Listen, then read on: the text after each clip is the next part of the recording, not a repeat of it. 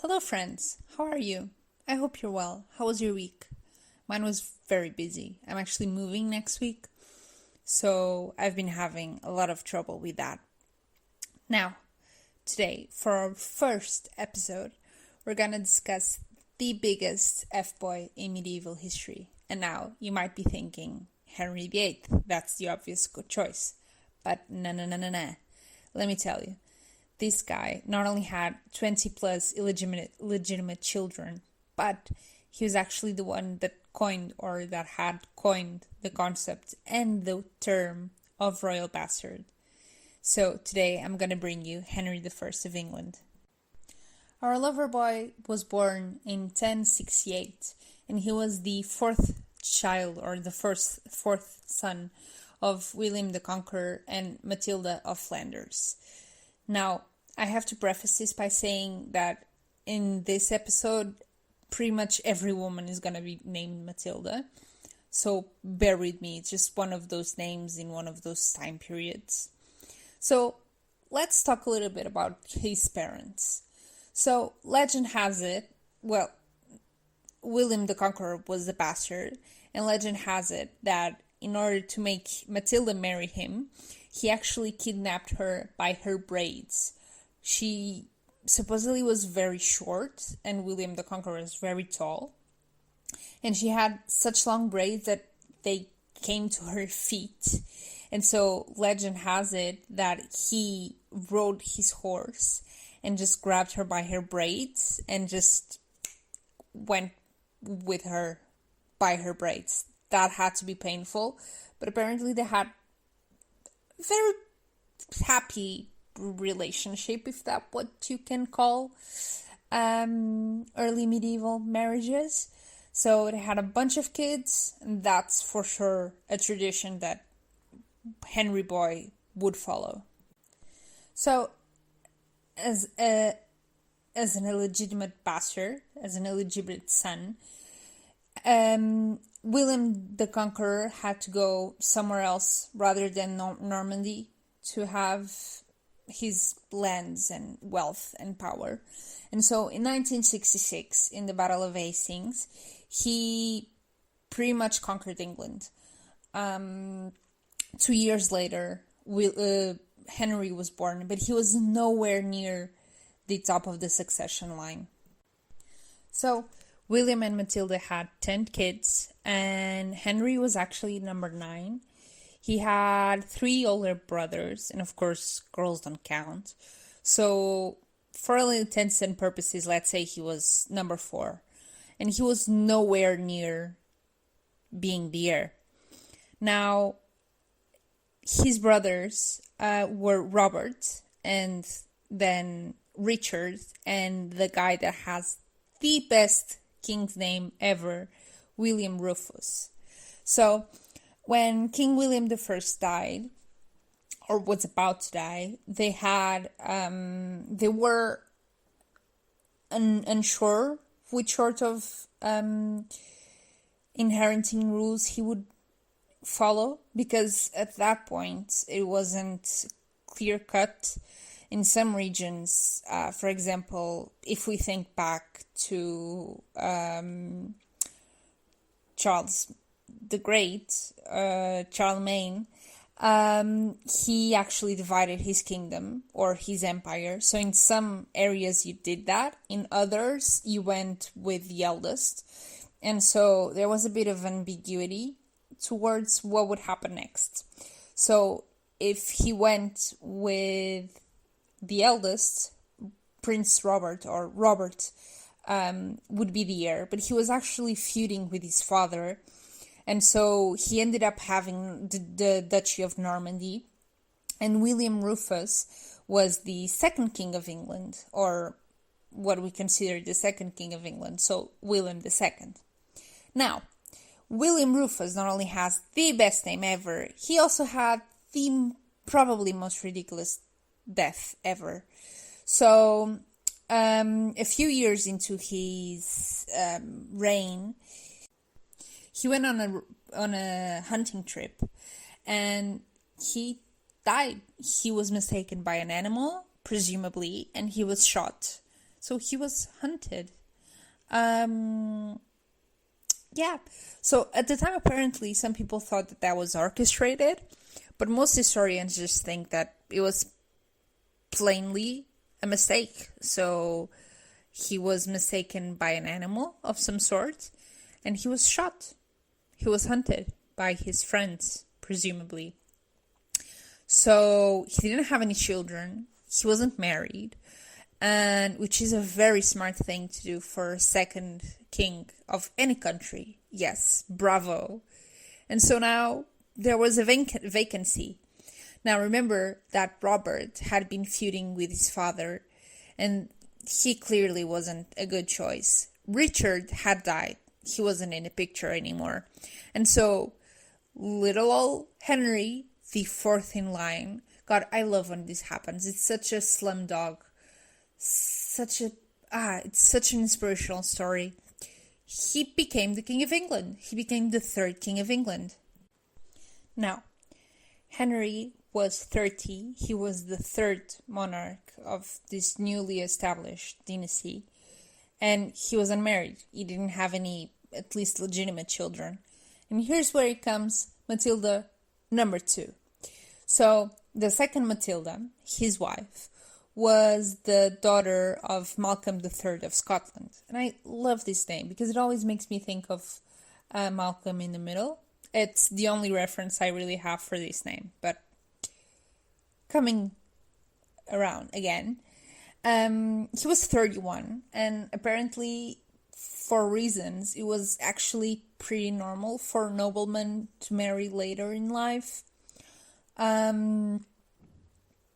But she was, of course, younger. Now, Matilda was actually born Edith. She was the daughter of the King of Scotland, and her godmother was Henry's mother.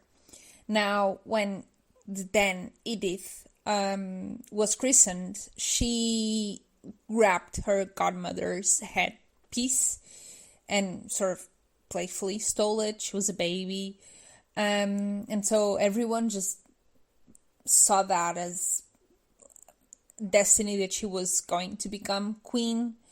And so her name was changed. So we have Matilda number 2. They were married and they had 2 kids. William, also William number 3 in this story, and Matilda number 3, their daughter. Matilda is going to be much more important later on than William. She's gonna be an empress, and so yeah, she's shipped off to get married when she's 8. So that's it for little Matilda. Actually, Matilda number 2 was supposed to be a nun. She studied in convents, and some people actually think that she took the oaths to become a nun, but she just said, nope, I'm gonna become a queen instead, which, I mean, fair point. So there was a bit of a scandal there, nothing major. They actually had potentially a third kid. And now I love in early medieval tales, like, people aren't just sure if people exist. It's so odd. Like, even with William the First's kids, like, there's 2 daughters that people aren't sure if they exist, and it's not like they were born and then they died, or they were still born. No. Like, they have history, they have kids, they have husbands, but people are still unsure if they exist. And so they have one of those unsure babies, was named Richard, but he apparently died young. So all of this is going to culminate in a massive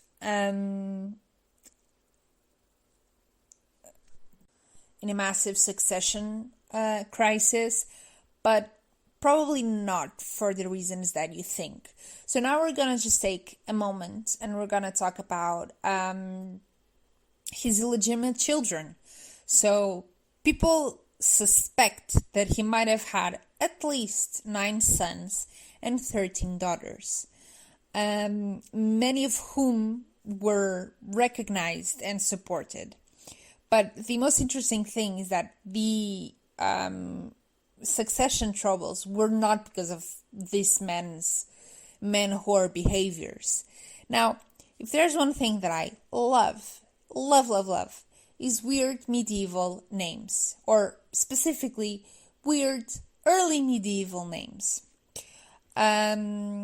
So we're gonna have a look at some of his kids' names. So again, he had 9 sons and possibly 15 daughters. His sons' names are pretty normal. He has a kid that is named Folk, which, I mean, sure. He has another 2 Matildas, his daughters. 3 again. Why? What's the thing with Matilda? It's a normal name. There's no need for everyone to be called Matilda. He has 2 Sibyllas, but the one that I find the most interesting, and my God, I'm so mad that my mom didn't name me this, Gundrada. Again, early medieval names are the best. They're God's given gift that just keeps on giving. I'm sorry for the redundancy, but they're so good. So good. And I'm so glad that they're not used anymore. Actually, no, that's a lie. In Portugal, early medieval names are also terrible. Terrible. So you find things like Urraca and Berengaria, terrible. But there's some people that are, I don't know, like you find some girls, very, very, very, very few, that have some early medieval inspired names. Then you get to a point where they just start all being called Elizabeth and Mary and Catherine, and that gets boring very quickly. I like early medieval stuff, those names that you have to think a lot before pronouncing them, and yeah, those names just make me very happy in general. But coming back to Henry, which is a perfectly normal name, unfortunately for me. So yeah, he was a bit of a man whore. He had a bunch of kids. They're not even sure, again, if all of them existed. They're not even sure who their mothers were, because apparently there were just so many ladies in Henry's life. I think it might be because of the name. I'm just starting to suspect that now. But yeah, so important thing to note is that the crisis of succession was not because he had 9 illegitimate sons, which in any other country would be a problem. No, unfortunately, on 25th of November, 1120, his son William was just living his life in a ship, which is now known as the White Ship. And apparently there was a massive party and everyone was wasted and having a blast, which is good because it sunk. So I'm glad that they at least enjoyed that. Unfortunately, the ship sunk and the only heir died. So that's tragic. By this point, Matilda too had already been dead. So there were no other options. Apparently, 300 people died. Like, that must have been like a massive party boat. I don't know why I'm thinking of the Office episode. And apparently people were scared to report this to the king. When he was eventually told, he said to have collapsed to the floor with grief. it was not only disastrous because his son had died, but also he didn't have any more legitimate children. At this point, he didn't even have grandchildren. Yes, William was set to marry another Matilda, but it didn't happen yet. And Matilda number 3 was married with no kids. So Henry really didn't have anyone from his lineage. So he started thinking of his nephews. He had a bunch of them. But before that, he just gave it a last shot with Adeliza of Louvain. See, early medieval names are the shit. They married, and they were apparently okay. Apparently Adeliza liked her husband, and they spent a bunch of time together, presumably also to hasten the childbearing phase, which was quite important. Unfortunately, that never happened. And so Matilda's husband died, Matilda number 3. He died, and her father, because she didn't really have any kids, her father told her to come back and married her off to one Geoffrey of Anjou. So she was gonna be the Duchess of Anjou, and that also gave her father a bunch of important alliances with Anjou. She left for Anjou. How many times can I say it? But apparently she didn't really like her husband. They did not get along. Now, while Henry was considering his options, people were, the fan favorite, if you will, was apparently Stephen or Stephen of Blois, his nephew. And he was so certain that he was going to be the chosen one that he married Matilda I think we're going on number 5. She was a wealthy heiress, and another Matilda, just what we needed. But the king was the ever so progressive feminist. He actually named his daughter Matilda number 3 as the heiress. The idea was that the line of succession would be made through her. Some people think that it was like while her children were minors. Other people think that it was like that's her and then that's her children. Still, pretty progressive thing to do in 1125. Props to you, Henry. Props to you. So he made the noblemen swear allegiance to her, which they weren't fond of because not everyone is as woke as Henry boy. But they did because they were deathly afraid of the king, as they should. So our girl Matilda would then go on to marry Geoffrey. They hated each other. They separated. The king, again, great dad. He took his daughter's side. He blamed his step-son-in-law. They made up. They had 2 sons, Henry and Geoffrey.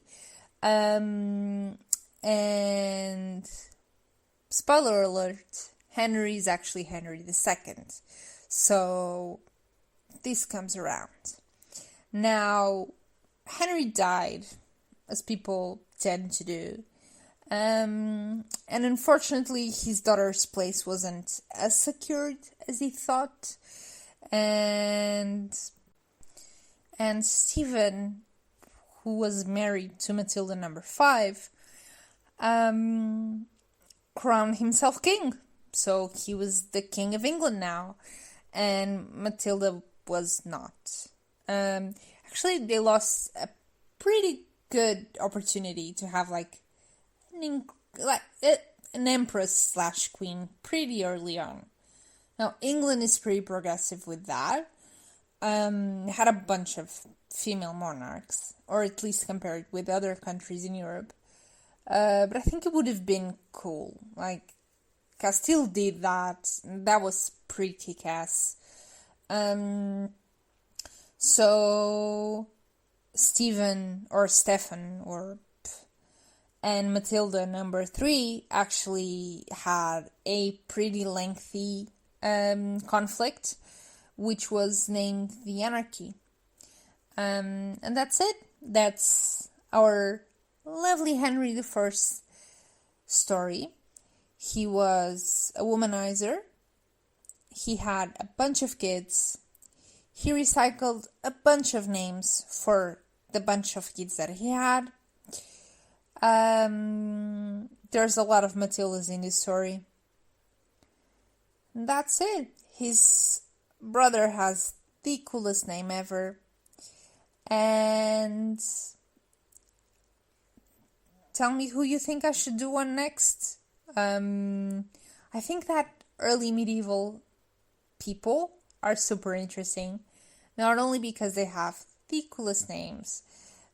You cannot tell me that Rufus is not the best name ever for a king. Because you would be wrong. They also have such mysterious lives. Like, I think every time I read upon them, it's like I'm reading a secret, because they aren't sure when people were born, if people existed, the names change all the time. It's delightful. So, leave me down below suggestions. Again, leave me down below your opinions on the newsletter I mentioned on the catch-up video. And I'll see you next week. Have a lovely weekend and a great week. And pray for me for my moving situation.